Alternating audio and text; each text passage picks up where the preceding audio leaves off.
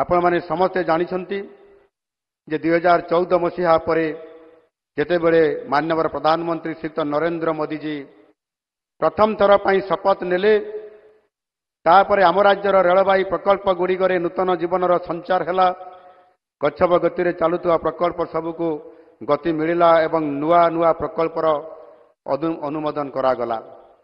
यार प्रमाण स्वरूप आपण माने खोर्धा बलांगीर रेल प्रकल्प को नहीं पारिबे जहाँ वर्ष वर्ष धरी केवल कागज कलम रे चलुथिला किंतु आज 301 किलोमीटर रु 183 किलोमीटर निर्माण सरी रेल चलाचल आरंभ हो गलानी। बाकी काम खूब शीघ्र समाप्त होब। ओडिशा रे रेल सेवा साक्षर भावे आज एठारे 3टी रेल प्रकल्प भित्तिप्रस्तर स्थापन करा जाउछि। एही रेल लाइन गुड़िक हेउछि बादामपाड़ केन्दुझरगढ़ बांगिरीपोशी गोरु मैसाणी एवं बुढ़ामरा नुआ जामसला रेल लाइन। यही 3टी रेल लाइन समुदाय 184 किलोमीटर अधिक दीर्घ हम एवं एथिपाई 4500 कोटी अधिक टंका विनियोग होउछि।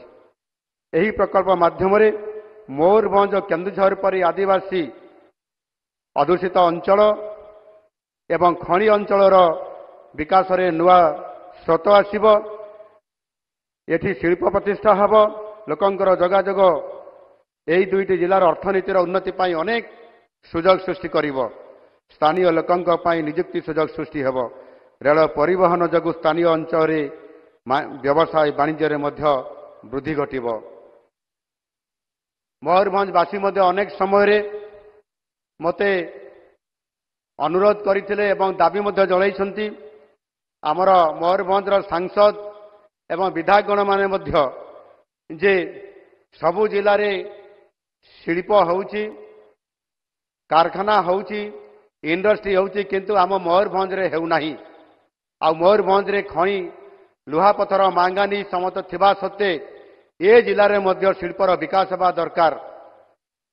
आ निश्चित भाव में मु प्रतिश्रुति देइजिली एवं आज मध्य मु आउ थरे आपनमानकर पाखरे प्रतिश्रुति देबा पई चाहे जे केवल केन्दुझर रे किबा केवल कलिंगनगर रे किबा केवल पारादीप रे कारखाना हेब नाही।